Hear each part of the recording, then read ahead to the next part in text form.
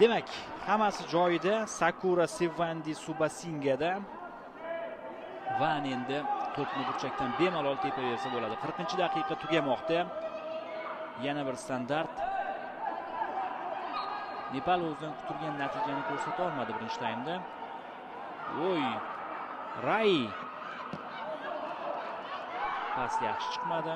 Ikkinchi temp. Shu qanotning o'zidan Rai qaytarib beryapti.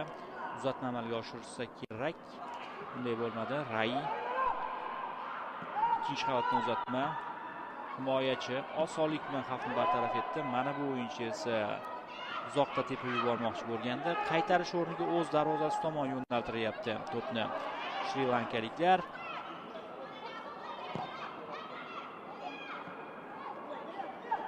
Cross muvaffaqiyatsiz tugadi. 4-raqam egasi Sachini De Silva to'pni maydon tashqarisiga chiqarib yubordi. Tezda tashlashyapti outdan. Chunki Nepal vakillari sezib turibdiki, bu guruhda gollar ahamiyati ham rol o'ynab qolishi mumkin.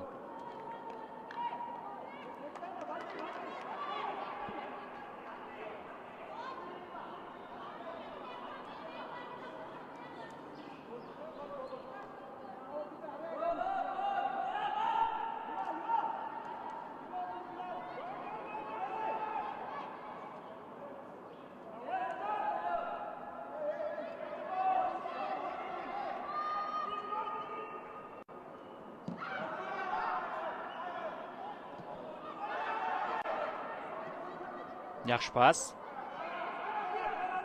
Qaytimi bo'lish kerak. Bxandari 3-0. Mana endi chiroyli gol urilyapti. Chiroyli gol. Rostdan ham.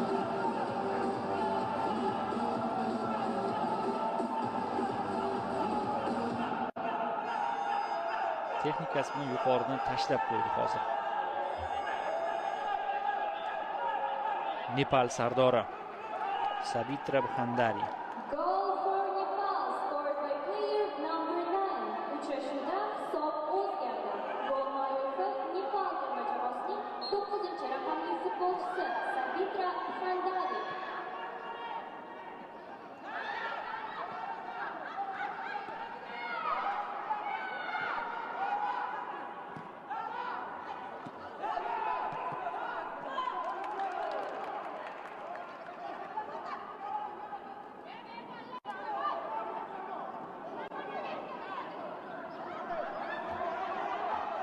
Mana o'sha epizod. Zo'r pas bo'ldi va zo'r zarba bo'ldi.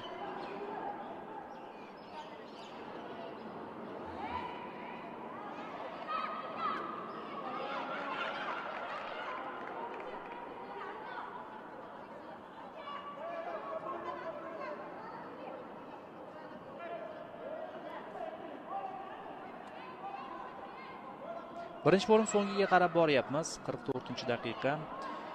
Taxminan 2-3 daqiqa qo'shib berilishi ham mumkin. To'xtalish bo'ldi. Suv ichib olish uchun tanaffus yuzaga keldi. Undan tashqari darvozabonga yordam ko'rsatildi.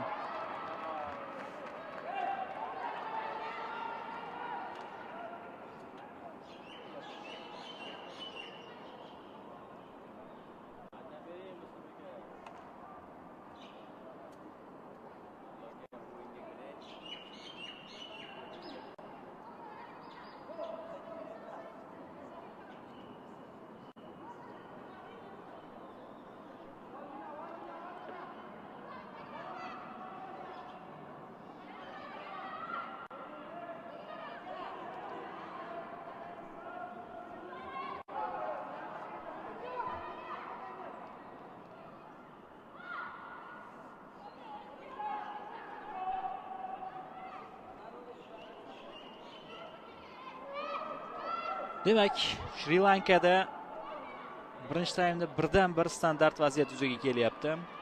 Masofa olis, zarba bera oladigan futbolchi borligiga ishonmayapman ochig'i. Zarba berish mumkin, lekin to'p dumalab borishi ham mumkin darvozaga. Ammo tayyorgarlik ancha yaxshi. Sivanisvaranda Shuningdek, bu yerda Imasha Stefani Dias ham bor. Aynan Dias zarba berishga qaror qildi. Yomon emas. Noaniq. Biz o'ylaganchalik kuchsiz ham emas zarba. 4 daqiqa vaqt qo'shib berilyapti. O'ng qanotdan hujum. Nishat Xokar markazga. Raibu. Bitta chap qanotga ko'chirildi. Yaxshi o'yladi. Gitarana uzatma, 4-gol. 4-0. Gitarana chiroyli pas amalga oshirdi va Sabitra Bxandari hat-trick muallifiga aylanmoqda. Turnirdagi umumiy gollari soni 7 taga yetdi uni. 7 taga yetdi.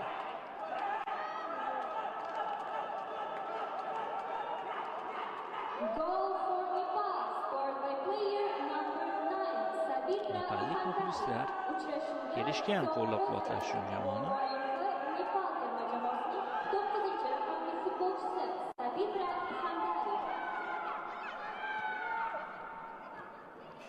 To'pchi kurash olib qo'yishdi. Qiyinchilik bilan bo'lsa-da va Nepal katta kuch bilan oldinga o'tyapti. Tanaffusga 5-0 hisobda yo'l olishi ham mumkin. Vaqt hali yetarli. Hattoki bundan ham yiriklashib ketish ehtimoli yo'q emas.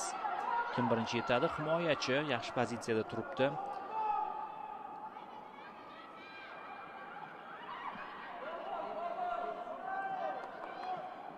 Bxandari to'pni yo'qotdi.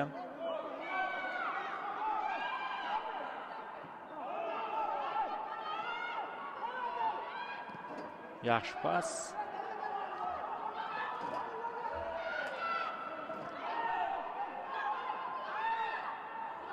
Tushunmovchilik. Yana qizillarga o'tyapti to'p.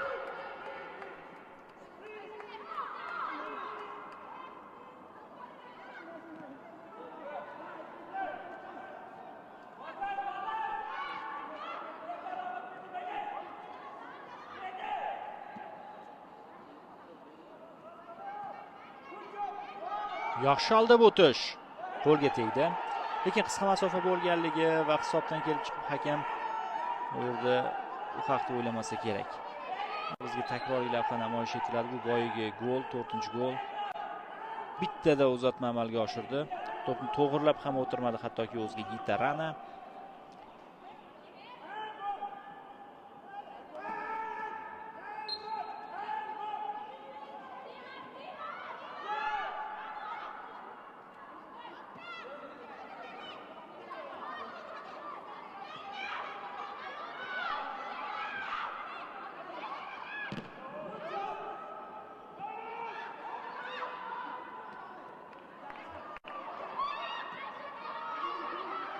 Juda ko'pchilik bo'lib himoyaga e'tibor beryapti. Himoyaviy o'ynamoqchi Shri Lanka, ammo bilinib turibdiki, shunchaki ortga qaytgan bilan aynan ko'nikma hosil bo'lmagan hali. Chuqur himoyada o'ynash bo'yicha. Hali juda ko'p narsani o'zgartirish kerak bo'ladi. Shri Lanka terma jamoasi ustozi va katta ehtimol bilan ular chiqa olmaydi hal qiluvchi bosqichga. Lekin hali o'sish kerak. Keyingi turnirlar bor. Darvoqe 2029-yilgi Osiyo chempionatiga O'zbekiston mezbonlik qiladi.